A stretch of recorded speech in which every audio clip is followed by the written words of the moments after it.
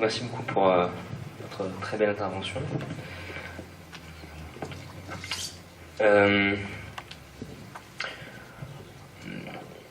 Vous avez dit au début que vous ne connaissiez pas grand-chose à la philosophie, mais je pense que vous nous avez montré le contraire, parce que vous avez quand même réussi à mêler beaucoup de références et de réflexions philosophiques dans votre intervention. Et moi, je me demandais, aujourd'hui, la physique, la science moderne, actuelle, repose sur des concepts et des principes de plus en plus mathématiques, de plus en plus abstraits. Et au fond, est-ce que lorsqu'on essaye de donner une interprétation physique, un sens physique à ces concepts, on ne fait pas de la philosophie? Bon, déjà en philosophie, j'ai dit tout ce que je savais. Non mais, tout à l'heure Thomas me posait la question de savoir pourquoi je mélange les choses. En fait, je les mélange pas, je m'intéresse exactement à ce que j'ai dit là, c'est-à-dire à ces découvertes philosophiques négatives. Bon. Par exemple, on a parlé tout à l'heure du boson de Higgs. Bon, on pourrait dire le boson de Higgs, c'est la clé de voûte du modèle standard, c'est le Graal de la physique, c'est la particule que tout le monde attend. Bon, mais ça n'est pas une explication. Ce qu'il faut essayer de comprendre, c'est en quoi cette découverte change la donne philosophiquement, par exemple, sur le lien qu'on voit entre matière et masse, par exemple. Et quand on creuse un peu, on s'aperçoit que l'existence du boson de Higgs oblige à défaire le lien intrinsèque qu'on établit entre matière et masse, en disant, parce que dès qu'on pense matière, on pense masse, on a du mal à imaginer de la matière qui ne serait pas massive, et dès qu'on pense masse, on pense matière, puisqu'on ne voit pas comment de la masse pourrait ne pas être incarnée en objet matériel. Donc pour nous, masse et matière sont deux concepts presque identiques. Et ce que vient dire le boson de Higgs, c'est que non. La masse des particules élémentaires vient de leur interaction avec un champ. Elle ne vient pas d'elle-même, elle vient d'une interaction avec le vide qui n'est pas vide, etc. Et du coup, il me semble que, en effet, les mathématiques sont abstraites. Moi, j'ai du mal à suivre, on va dire, tout ce qui se passe en physique, et je suis complètement perdu. Mais les mathématiques en physique sont à la fois un dévoilement, puisque c'est grâce à elles qu'on a compris des choses sur le vide quantique, sur un réel qui est finalement très très loin. Le vide qu'on explore avec des colliseurs de particules, c'est un réel qui est très très loin de nous. On ne peut pas en avoir de perception par nos sens. Et donc il faut imaginer que les accélérateurs avec les détecteurs, c'est des grosses prothèses sensitives qui vont bien au-delà de nos sens habituels. Donc c'est un dévoilement, c'est grâce à ces mathématiques qu'on dévoile quelque chose du réel. Je ne dis pas le réel, mais quelque chose du réel. Mais c'est aussi un obscurcissement, parce qu'on n'y comprend rien. Voilà. Oui. Et donc, mais donc il y a tout un travail qui est peut-être impossible pour le coup, mais qu'il faut tenter de faire, qui est d'essayer d'imaginer ce que diraient les équations, si elles pouvaient parler, de ces choses. Et par ailleurs, est-ce qu'il y a toujours des gens qui fabriquent et continuent de fabriquer des outils mathématiques? Oui, bien sûr. Marc en a un peu parlé, mais des gens qui travaillent sur la théorie des cordes ou sur des théories alternatives, et ils fabriquent des... soit ils inventent des concepts mathématiques, soit ils prennent dans les mathématiques des concepts inventés par les mathématiciens et qui n'étaient pas utilisés en physique, comme la théorie des catégories, par exemple. Donc ça, c'est évidemment une piste... Alors, juste pour répondre à Thomas un peu plus, moi je pense que ce travail, qui est un travail de mise en mots de la physique, qui contient une part de critique du langage, il ne s'agit pas de mettre la physique telle qu'elle est dans le langage tel qu'il est. Parce que le langage ne dit pas la physique.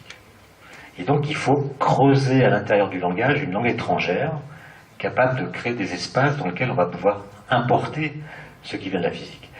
Et si je pense que c'est un travail, presque un travail éthique, c'est que si on ne le fait pas, et en fait on le fait peu, eh bien la physique sera une langue étrangère, complètement étrangère, qui ne sera même plus parlée. Et on voit déjà d'ailleurs aujourd'hui comment des gens utilisent des arguments de bon sens pour contester les scientifiques. On voit bien qu'aujourd'hui il y a une sorte de démagogisme cognitif, ou bien de populisme scientifique, je ne sais pas comment il faut l'appeler, où on utilise le bon sens que précisément la physique réfute pour contester le discours des scientifiques. Par exemple, je vous donne en 2012, je m'en souviens, c'était quelques semaines avant la découverte du boson de Higgs, il a fait très chaud en France, au mois de mai. Ouais. Il y a eu 5 degrés de plus que les normales saisonnières. en tout cas sur le continent, en Corse, je ne sais pas. Et tout le monde ne parlait que de ça, il y avait du vent, il faisait froid, etc. Et à la fin du mois de mai, un magazine hebdomadaire a mis sur sa une... C'est trop chaud. Non. Climat, le changement, c'est pour quand? Voilà. Donc on imagine, on fait croire aux gens que le ressenti qu'ils ont des températures est un indicateur suffisamment précis pour inférer des conclusions générales qui portent sur l'atmosphère terrestre dans son ensemble. Ça, c'est ce que j'appelle le populisme scientifique. C'est-à-dire, on invoque un bon sens pour critiquer la science. Par ailleurs, en termes d'outils, on évoquait les outils mathématiques, on peut aussi évoquer les outils technologiques. Quand on a construit l'accélérateur à Genève, je crois qu'on pouvait atteindre, tu me dis si je me trompe, mais le boson de Higgs a été découvert dans la zone de 127 MeV, c'est ça? GeV, pardon, c'est ça? 126. Prédit entre autres par Alain Kohn, même malgré son erreur. Bon, il y avait eu une erreur, mais il a reconnu qu'il y avait une erreur, et sans l'erreur, on pouvait le trouver. Mais bon, ça veut dire aussi que... Il l'a prédit après coup. Il a prédit après coup en ayant reconnu qu'il avait fait une erreur avant coup. Oui. Bien. Mais c'est qu'après coup qu'il a pu dire qu'il avait fait une erreur avant coup. D'accord. Parler de sémantique, c'est intéressant. Bon, et donc, je disais, les outils technologiques de demain ne sont pas encore là aujourd'hui. Donc, est-ce que, finalement, cette notion d'impossibilité, et qui permet donc aux physiciens de dire, puisque tel résultat n'est pas obtenu, donc c'est que la théorie décrit une impossibilité, est-ce que ça ne tient pas, pour ce qui concerne la physique expérimentale, à l'existence de nouveaux outils encore plus puissants? Le LHC, il a redémarré au mois de mars 2015, après 2 années d'arrêt. On a dû changer tous les câbles entre les aimants pour mettre plus de champs magnétiques, enfin plus de courant, donc plus de champs magnétiques, et donc faire tourner les protons avec plus d'énergie qu'avant, 2 fois plus. Ce qui était d'ailleurs l'énergie visée au départ, mais il y a eu un accident, comme vous savez. Donc, là, le LHC fonctionne comme un coucou suisse, à l'énergie nominale, donc 7000 GeV par faisceau. Et ça, c'est une zone d'énergie qui n'a jamais été explorée expérimentalement. Et donc, il y a 2 hypothèses, enfin 2 scénarios possibles.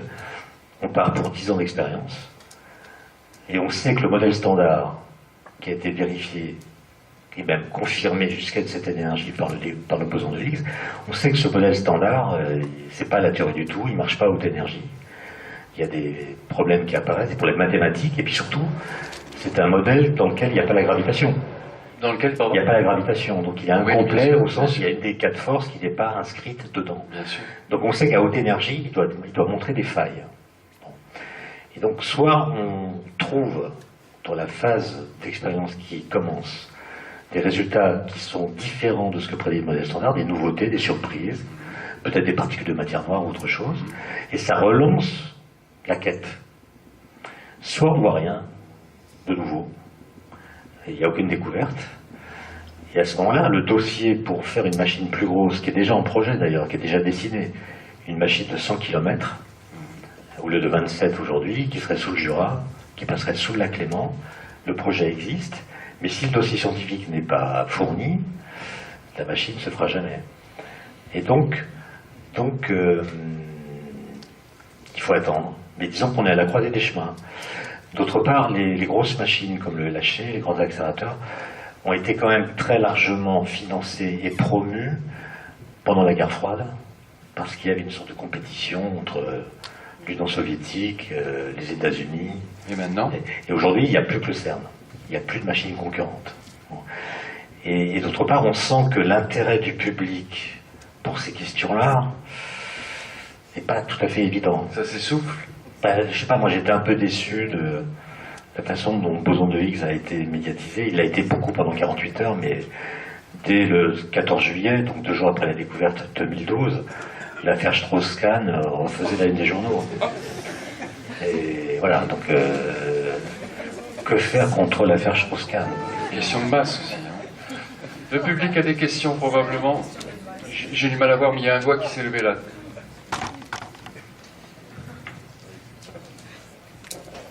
Oui, juste un mot.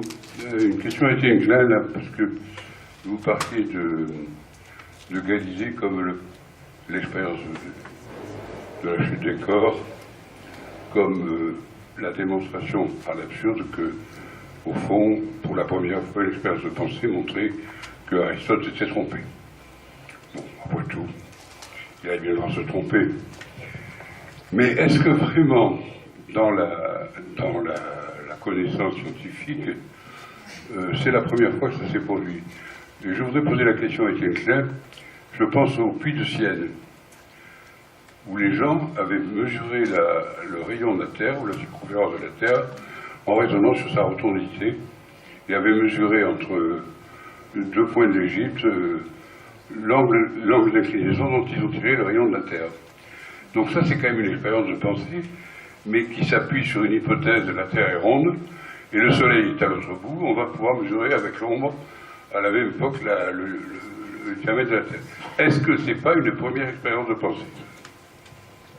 Vous avez compris ma question? Oui, je comprends. Non, disons que c'est une expérience qui fait appel à certaines notions théoriques, je dirais.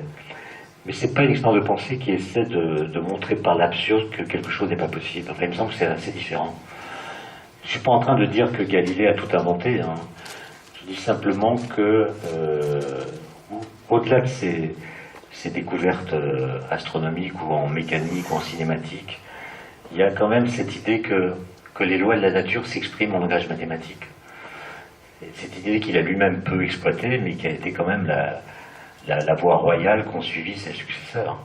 Donc évidemment, il est l'héritier de toutes sortes de choses, mais en l'occurrence, la mesure dont vous parlez, je ne dirais pas que c'est une expérience de pensée au sens que l'on donne aujourd'hui à ce terme.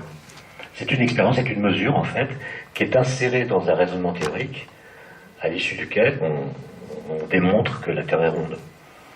C'est pas la même chose que la contradiction d'une loi qui ressemble à l'observation, qui est même une sorte de traduction directe de l'observation, dont on démontre, bien qu'elle soit conforme à l'observation, qu'elle contient une contradiction interne. Ça, c'est quand même quelque chose d'assez novateur. Mais je suis pas historien des sciences, donc je n'irai pas plus loin. Mais il me semble, pour avoir lu quand même beaucoup d'ouvrages là-dessus, que Galilée est quand même considéré par presque tous comme celui qui a créé une rupture dans cette histoire. Question d'une dame, je pense, c'est ça? Non, Oui, si vous voulez. Bonsoir. Alors, même si vous me traitez de dame, je vais quand même vous remercier, Jean-Noël, et je remercie votre femme aussi, Isabelle, pour la qualité des intervenants encore cette année. Je remercie Étienne Klein d'être revenu cette année nous parler. Moi, je suis très sensible à la qualité des conférences et du respect que vous nous portez. Et je trouve que c'est remarquable de nous offrir des conférences que vous n'avez jamais pu faire ailleurs, et de nous offrir le fruit de vos réflexions. Alors j'ai été touché tout à l'heure parce que vous avez dit qu'il y avait une question éthique à trouver les mots pour traduire un langage qui nous est inconnu, une discipline qui nous est totalement inconnue, qui va devenir une langue étrangère. Et donc ce n'est pas seulement dans les applications des sciences qu'il y a un problème éthique qui se pose. Et la question que je voudrais vous poser, c'est de savoir pourquoi, enfin comment plutôt, vous avez décidé de communiquer et quelles règles vous vous fixez pour nous faire part de cette complexité sans pour autant perdre la qualité de votre enseignement. Cherche des sous. Non. Merci pour votre question. En fait, comme vous l'avez vous-même signalé, je pense qu'on a tort de considérer que les questions éthiques naissent au niveau des applications. C'est en général comme ça qu'est enseigné l'éthique, en tout cas à l'école que je connais. On informe les étudiants sur le problème ou les problèmes liés aux applications des sciences. Est-ce qu'il faut faire une centrale nucléaire? Est-ce que c'est bien le nucléaire? Est-ce qu'il faut faire des nanosciences? Bref, l'éthique commencerait quand on envisage des retombées pratiques ou des applications des sciences. Et moi, je ne suis pas du tout d'accord avec ça. Je pense que l'éthique, elle commence dans la façon de dire ce que nous savons. Voilà. Non pas ce que nous pouvons faire, mais ce que nous savons. Comment rendre justice à ce que nous savons.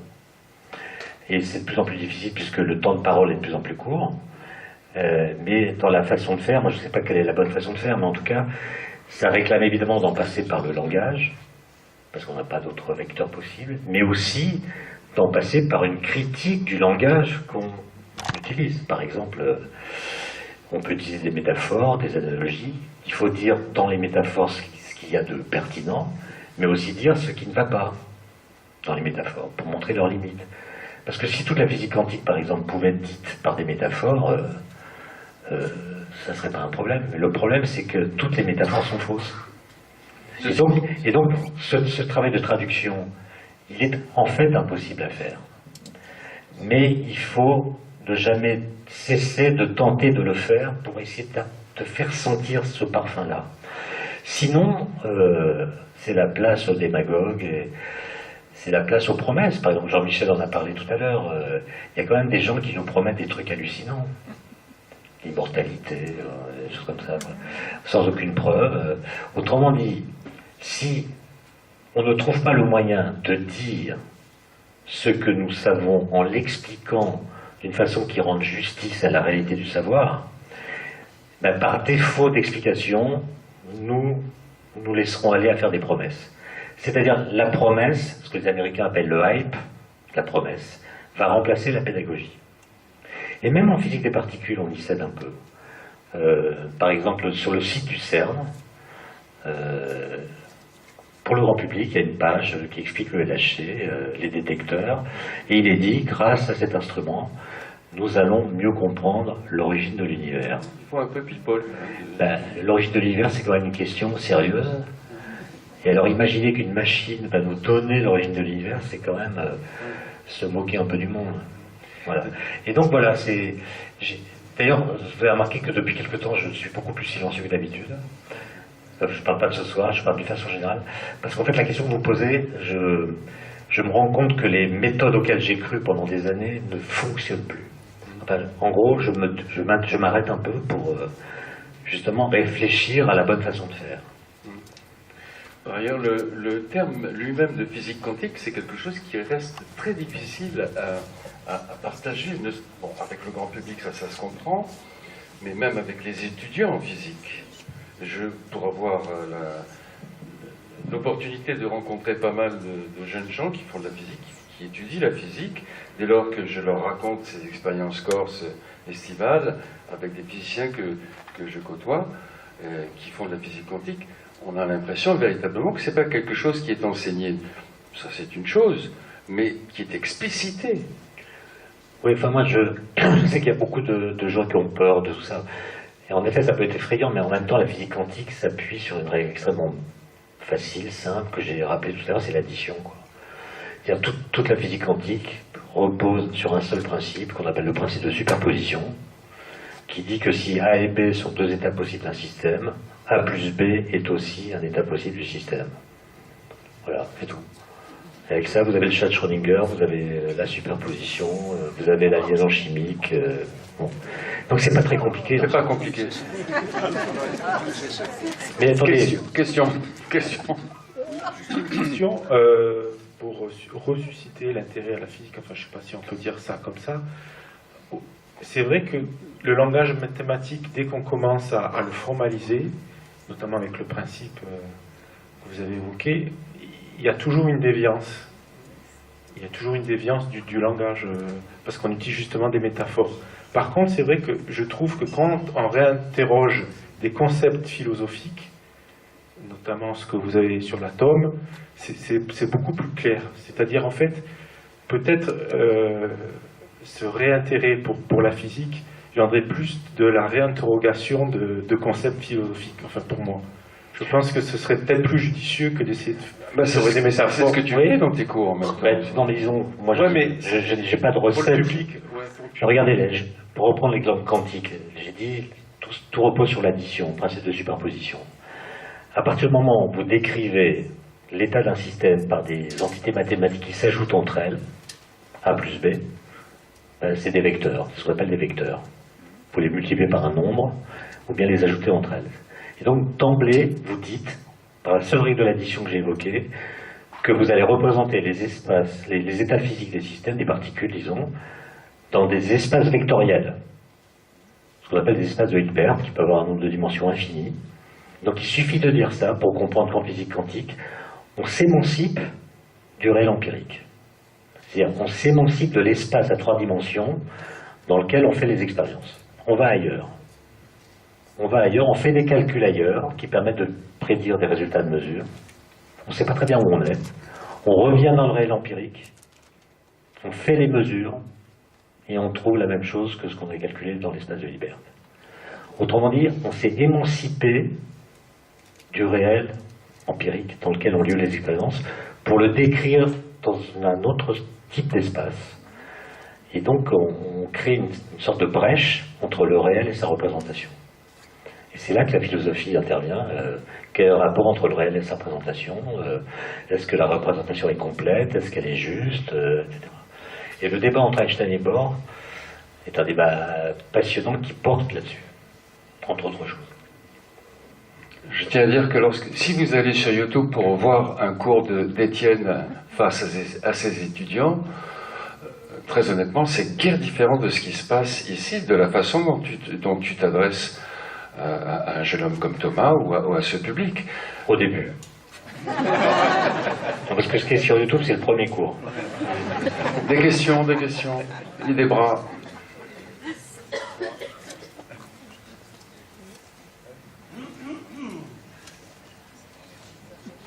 Non, c'est pour rapprocher votre livre que je conseille à tous, qui est là, en cherchant Majorana, Anna, et le livre de Jérôme Ferrari, Le Principe, avec Heisenberg.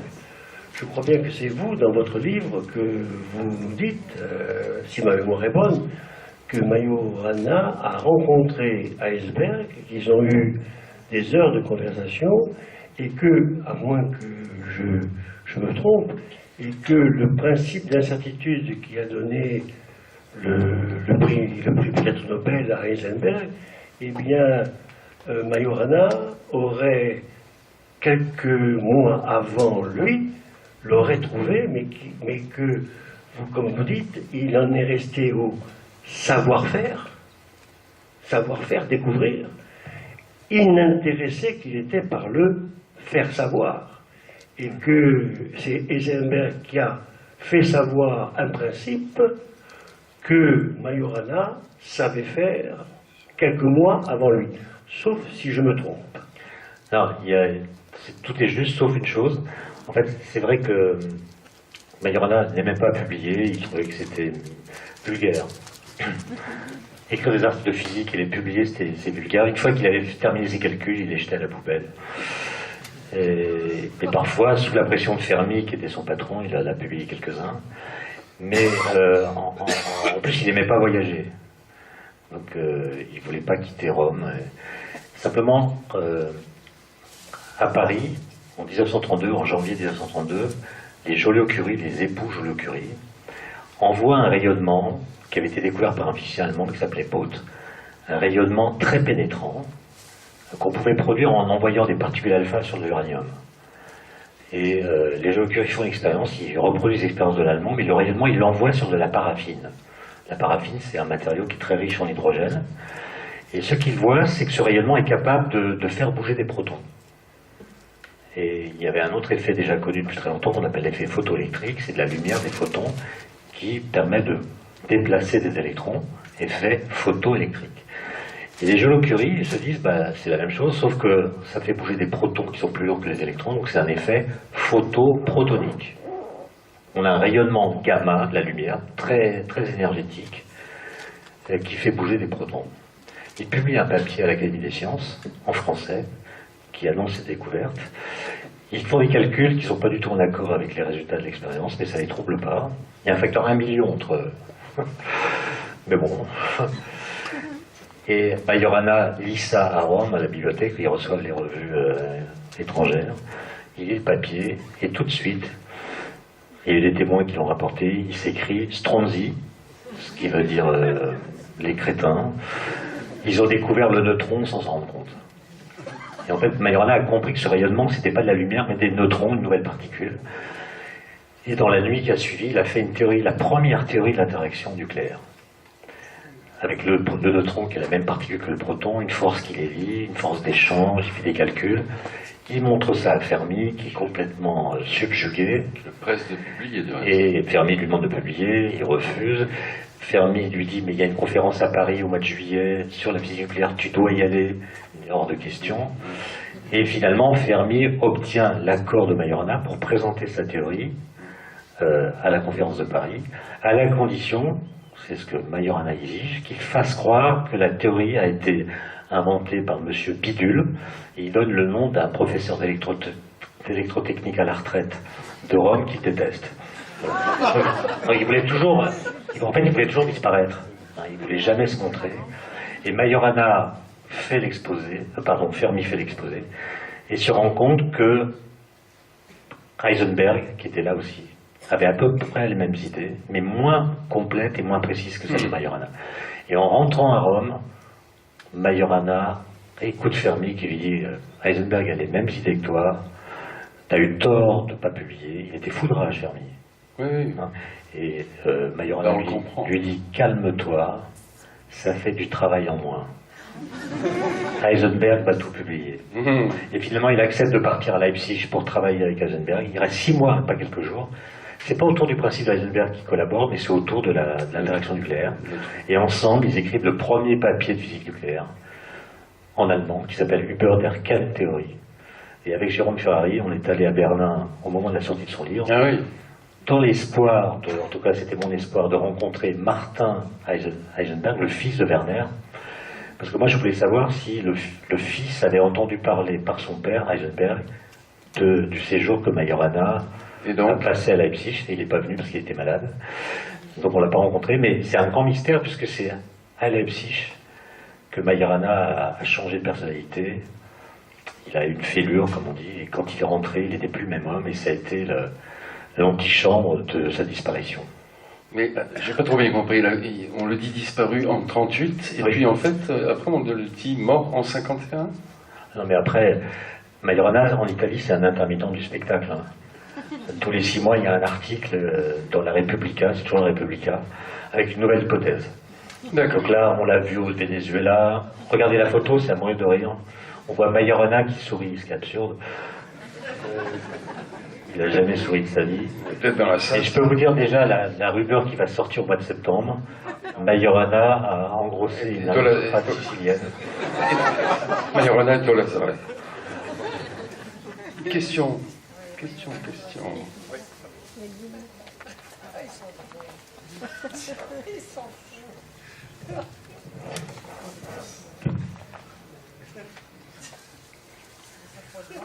C'est flash, c'est tuant.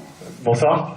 Tout à l'heure, vous nous parliez du fait que quand on n'observe pas ce que prédit la théorie, alors à ce moment-là, on corrige la théorie pour essayer d'expliquer ce qu'on observe ou ce qu'on n'observe pas. Sauf que, à quel moment, en fait, on se rend compte qu'il peut y avoir un problème de fond dans la théorie, qu'elle est globalement non valide et qu'il faut partir sur une toute nouvelle théorie? Est-ce qu'on s'en rend compte, et à ce moment-là, quand est-ce qu'on s'en rend compte? Alors ça c'est une question énorme que vous posez, je ne sais pas si vous en êtes conscient. En fait la question c'est qu'est-ce qu'on fait quand il y a une contradiction entre une théorie et des observations, des mesures ou des faits? Bon, alors en général on dit s'il y a une contradiction c'est que la théorie est fausse. Sauf que c'est pas si simple. Alors prenez par exemple l'exemple de la planète Uranus. Uranus tourne autour du Soleil, on peut calculer sa trajectoire, son orbite, d'après les lois de Newton, et dans la première moitié du XIXe siècle, on s'est rendu compte qu'il y avait un petit écart entre les calculs et l'observation. Il y a eu des discussions, mais en gros, la plupart des gens pensaient que les lois de Newton ne pouvant être fausses, il devait exister un corps, une planète, qu'on n'avait pas encore vu, qui, par son effet gravitationnel, si elle existe, explique le désaccord. Il y a eu des calculs faits par les Anglais, Adams, par les Français, Le Verrier, Arago, et d'ailleurs c'est étonnant, j'ai appris que les calculs de Le Verrier étaient faux, les calculs d'Arago étaient faux, les calculs d'Adams étaient faux, mais tous ont donné le même résultat. Le bon résultat. Un bon résultat avec des calculs faux. Et donc, ils ont présenté ça à l'Académie des sciences en France, qui n'a pas été convaincu. Et donc, de dépit, Le Verrier a envoyé ses calculs à un astronome allemand, qui s'appelait Gall, à Berlin, qui a, le soir même, pointé son télescope à l'endroit indiqué, et il a vu une nouvelle planète qui s'est appelée Neptune. Et donc, en faisant confiance à la théorie, on a pu trouver un objet dont l'existence rétablit l'accord entre l'observation et la théorie. Ce qu'on appelle ça une solution ontologique, c'est-à-dire on augmente le mobilier ontologique de l'univers, on y met quelque chose qui rétablit l'accord. Mais l'ironie de l'histoire, c'est qu'un peu plus tard, le même problème s'est posé avec la planète Mercure, qui est la plus proche du Soleil. Et là, Le Verrier, on fait la même chose. Il a même nommé la planète avant qu'on la découvre, il l'a appelée Vulcain. Il a calculé sa trajectoire, on a pointé les télescopes, on n'a rien vu. Et celui qui a dit, ça c'est un vrai problème, c'est Einstein, qui a écrit une nouvelle théorie de la gravitation pour résoudre le problème, la relativité générale. Et donc dans un cas, pour le même type de problème, c'est la solution ontologique qui a marché, et pour l'autre cas, c'était la solution législative, il faut corriger la loi. Et ce qui, moi, m'intéresse beaucoup dans le cas du boson de Higgs, c'est qu'il y avait une contradiction entre les équations des physiques des particules et les mesures, parce que les équations nous disaient les particules élémentaires ne doivent pas avoir de masse, or elles avaient une masse. Donc il y avait une contradiction. Et il y a 3 physiciens qui ont dit, c'est sans doute qu'on a mal compris le concept de masse, il faut tout reprendre. Et la solution qu'ils ont proposée, c'était une solution à la fois ontologique et législative. Et ils ont dit, il y a un champ nouveau, le champ de Higgs, qui doit exister dans le vide. Donc on ajoute quelque chose au réel. Et en même temps, on introduit un couplage entre les particules et ce champ, donc on change la loi. Et c'est eux qui ont raison. Mais par exemple, prenez la matière noire. Le problème qui existe, c'est un problème de dynamique des galaxies. Enfin, Marc en parlera mieux que moi, mais c'est un problème de dynamique des galaxies. L'année prochaine. Voilà, et soit on dit, les lois de la gravitation sont justes, et il doit exister une matière qu'on ne voit pas, qui explique le désaccord entre les calculs et l'observation. Soit on dit, il faut imaginer d'autres lois pour décrire la gravitation. Non, mais en fait, la question, c'était finalement, en termes de temporalité, ça prend du temps avant de lâcher une théorie, de la mettre à la poubelle, finalement. Oui. La physique, c'est une science expérimentale. Donc si on ne détecte jamais de particules de matière noire, soit de façon directe, soit de façon indirecte, soit en les produisant avec un accélérateur comme le LHC, ça resterait une conjecture. Il faut pouvoir les identifier. Et si avec n'importe quelle énergie, on ne voit aucune trace de particules de matière noire, il faudra vraiment se poser des questions. Et ce qui s'est passé avec la masse, c'est-à-dire que ce n'est pas une propriété intrinsèque d'une particule, mais l'interaction des particules dans les champs scalaires dans le vide, donc, est-ce qu'on ne peut pas, on en parlait avec Marc, mais naturellement j'avais tort, mais je te repose la question à toi, est-ce qu'on ne peut pas considérer la gravitation comme un petit peu, non pas comme la 4e force et complètement détachée, mais émanant de l'interaction des particules elles-mêmes? Et qu'est-ce qu'il a répondu à ça, Marc? Il a dit non. Moi je dis non. Non, on peut pas. C'est-à-dire envisager la gravitation sous un autre angle que celle Ce qui semble à peu près certain, c'est que la gravitation, c'est une force très à part. Elle n'est pas comme les autres. On ne peut pas la traiter comme les autres. Et elle est universelle. On ne peut pas la mettre dans le mauvais standard avec les mêmes techniques que les autres. Et d'autre part, elle est toujours attractive, ce qui n'est pas le cas des autres. Donc il y a une singularité de la gravitation. Et quand on essaie de l'unifier avec les autres forces, on est obligé de suivre des pistes théoriques assez exotiques. Soit augmenter le nombre de dimensions d'espace-temps, soit quantifier l'espace-temps, mais ça ne peut pas se faire de façon naturelle dans le cadre de la physique telle qu'elle est aujourd'hui.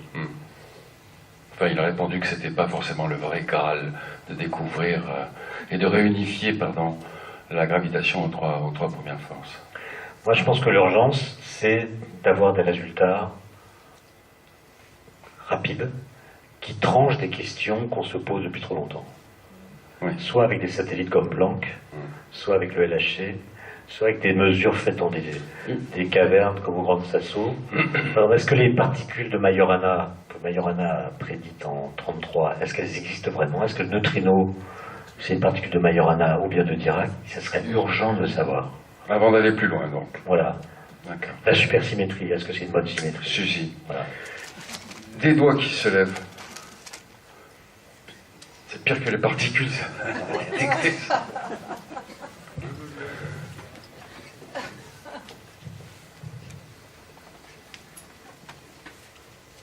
Merci, bonsoir. faites partie du CEA. Alors je voulais vous demander votre avis sur le principe de précaution, qui peut être une manière de dire non, justement. Et quelle est votre vue que pensez-vous du progrès scientifique? Qu'est-ce que le progrès scientifique pour vous à partir de ce moment-là? Bon, déjà, le principe de précaution, il dit jamais non. Il dit qu'il faut faire des recherches. Si vous voulez, il y a le principe de précaution tel qu'il est dans la Constitution, qui n'est pas du tout un principe qui dit on fait rien, c'est au contraire un principe qui dit on doit faire. On doit faire des recherches quand il y a des incertitudes liées à une innovation, par exemple, qui sont telles qu'on ne peut pas prendre de décision sans en savoir plus. Et donc, le principe de précaution, c'est un principe qui, normalement, devrait pousser à financer des recherches.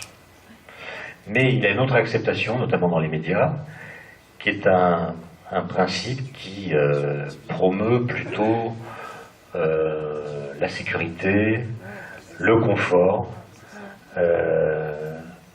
et qui envisage plutôt de calmer, de calmer les angoisses, en fait. Il s'agit non pas de faire baisser les dangers, mais de calmer les angoisses. Or, calmer les angoisses, c'est pas du tout la même chose que réduire les dangers. Parce que c'est pas en réduisant les dangers qu'on calme les angoisses. Calmer les angoisses, ça consiste à produire tout un discours. Communication. Qui peut, par exemple, se déployer sans qu'aucune action ne soit entreprise. Simplement un discours. Et donc, je pense que le principe de précaution devrait être redéfini et clarifié. Maintenant, sur le progrès, comme moi sans doute, vous avez remarqué que le mot progrès a disparu du discours public. Ça a été mesuré d'ailleurs par des logiciels automatiques sur ordinateur. On a repris tous les discours de tous les candidats à l'élection présidentielle de 2007. Et on voit que tous les candidats de 2007, quel que soit leur bord politique, dans leur discours, ont utilisé le mot progrès. Évidemment, à des rythmes, il y a des fréquences qui dépendent des candidats. Mais tous le revendiquent. 2012, plus personne. En un quinquennat, le mot progrès a disparu du vocabulaire politique. Il a été remplacé par le mot innovation. Pourquoi? Quand on dit est-ce que l'innovation rend justice à l'idée de progrès, ou est-ce que l'innovation telle qu'on la pense est une contradiction avec l'idée de progrès? C'est ça la question. Alors là, au laboratoire, on a regardé toutes sortes de textes. Notamment, on a décortiqué le rapport de la Commission européenne qui promeut l'innovation, l'Union de l'innovation H2020 pour 2020, donc, en remplacement de la stratégie de Lisbonne, qui voulait faire de l'Europe l'union de la connaissance, l'économie de la connaissance. Le mot connaissance a été éliminé, le mot progrès éliminé. Et si vous lisez la première page du document officiel, qui fait 50 pages, c'est un texte assez étonnant qui dit, voilà, il est clair que les défis qui se posent à nous en Europe, compétitivité des entreprises, problème d'énergie, changement climatique, vieillissement de la population, tous ces défis ne pourront être relevés que grâce à l'innovation. Et le document qui fait 50 pages contient le mot innovation 302 fois. Ce sont des choses sémantiques et qui ne sont pas il innovantes. n'est défini nulle part. Pour avoir la définition, il faut aller dans un petit manuel à côté, qui est le manuel d'Oslo, dans lequel on reprend la définition de Schumpeter. Et l'innovation, c'est pas simplement l'innovation technologique, ça peut être l'innovation dans les relations sociales, dans les relations client-fournisseur, ça peut être n'importe quoi, tout ce qui change. Et bon, je ne vais pas vous faire un long discours là-dessus, mais... Non, mais on parle langage. Juste une remarque. On a regardé l'histoire du mot innovation. En fait, c'est un mot qui apparaît en théologie au XIIIe siècle. L'innovation, en latin, c'est un discours théologique novateur qu'il faut surveiller comme le lait sur le feu parce qu'il menace de devenir hérétique. D'accord ? Donc l'innovation, c'est un mot péjoratif. C'est ce qui peut devenir hérétique. Ensuite, en bas latin, au XIVe siècle, ça veut dire ajouter quelque chose à un contrat. Plutôt que de faire un nouveau contrat, on fait un avenant. Donc on complète quelque chose qui existe déjà, et le verbe qui correspond à cela, c'est innovare. Et puis après, ça prend le sens qu'on connaît, c'est-à-dire innover au sens ajouter du nouveau. Quel est le premier qui théorise la chose? C'est Machiavel en politique. Il dit un prince, il ne doit pas innover, sauf quand ça chauffe, pour lui. Celui qui va penser la chose technologiquement, c'est Francis Bacon, dans un livre de 1612, qui s'appelle Conseils et essais moraux et politiques. C'est un texte incroyable, qu'il faut lire aujourd'hui, 1612, parce qu'il parle de l'innovation exactement comme la Commission européenne. Et il dit, le temps est corrupteur, le temps qui passe est corrupteur, le temps abîme les choses et les êtres et les situations, le bien était maximal au début, les forces du mal, elles, sont continues. Donc si on fait le bilan à la fin, on voit que ça va mal aller. Et donc l'innovation, c'est ce qu'il faut faire pour contrecarrer les effets corrupteurs du temps qui passe. Et il ne faut pas innover plus vite que le temps même. Donc en termes modernes, on dirait qu'il promeut une innovation incrémentale. Il faut y aller doucement, quoi. Sinon ça provoque des résistances, les innovations sont considérées comme des étrangères, qu'on chasse, etc. Et vous voyez que le discours de la Commission européenne, c'est le même. C'est que si on n'innove pas en Europe, c'est le déclin. On ne pourra pas relever les défis, etc. Autrement dit, notre discours sur l'innovation est un discours qui contredit l'idée même de progrès, puisque c'est un discours qui s'appuie sur l'idée d'un temps corrupteur, alors que l'idée de progrès, c'est que le temps est constructeur, à condition qu'on travaille à faire en sorte que le meilleur qu'il permet d'envisager soit accessible. Donc je vois pas ce que le CEA va avoir là-dedans, mais je pensais que vous me poseriez une question sur la bombe atomique. Ça va venir. Ça va venir. Ça va exploser.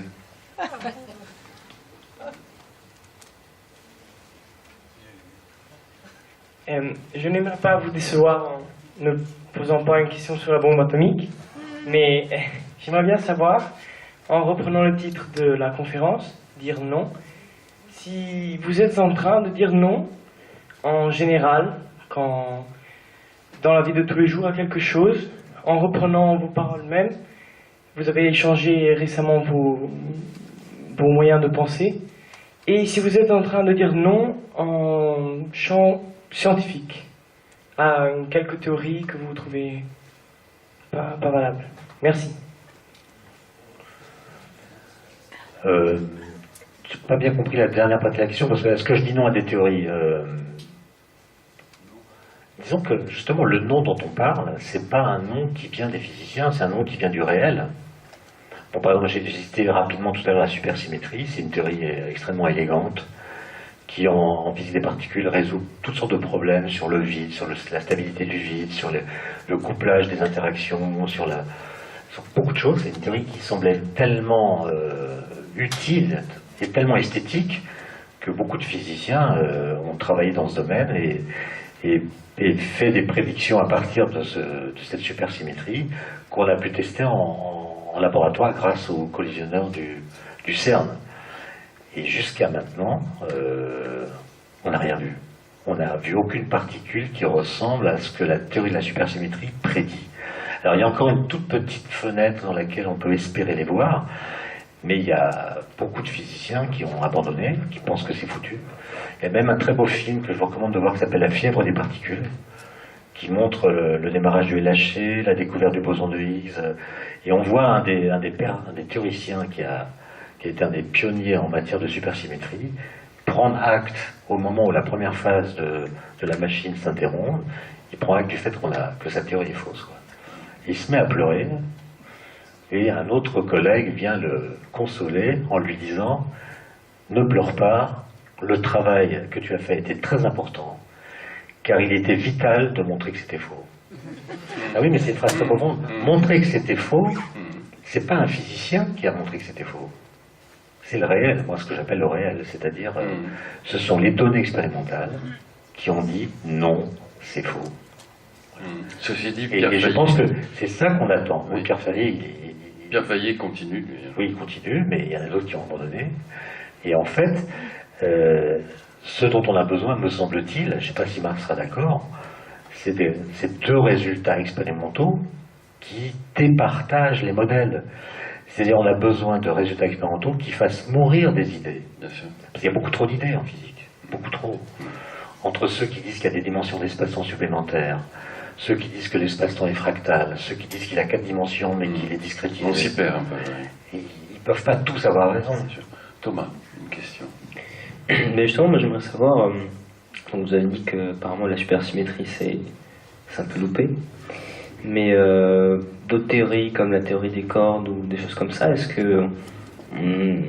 alors il me semble qu'on n'arrive pas encore à avoir des résultats expérimentaux, mais est-ce qu'on arrive à avoir des idées plus claires là-dessus? Justement, la théorie des cordes, il y a un risque, si vous voulez, que ça demeure une sorte de métaphysique mathématique. C'est un risque. Parce que je l'ai dit en préambule, la physique, c'est une science expérimentale. Donc fabriquer des belles théories, des théories élégantes, des théories qui sont tellement esthétiques qu'on peut penser qu'elles ne peuvent pas être autrement que vraies, ça on sait faire. Mais il y a toutes sortes de magnifiques théories qui sont mortes à cause d'un misérable petit fait, comme disait Bachelard. Et donc, moi, c'est pas que ça m'inquiète, c'est le fait que les théories, les modèles, vont bien au-delà en énergie que ce qu'on est capable de tester expérimentalement. Il y a des ordres de grandeur qui séparent l'énergie de Planck, par exemple, qui est à peu près l'énergie pour une particule d'un TGV en circulation, de l'énergie des protons du LHC, qui est celle d'un moustique en vol. Entre un moustique et un TGV, il y a quelques ordres de grandeur. Ben, expérimentalement, on en est au moustique. Les théories s'engagent au TGV. Est-ce qu'elles s'engagent bien et comment pourrait-on faire en sorte qu'on sache quelle est la bonne voie qui va de ce qu'on peut faire en laboratoire à ce qu'on peut envisager théoriquement. Parce que si la physique, ces énergies-là, n'est qu'une une succession de conjectures qu'on n'arrive pas à tester ou de métaphysique mathématique, comment est-ce qu'on va l'enseigner? Est-ce qu'il y a d'autres questions? Oui. Derrière, là, au centre du patio.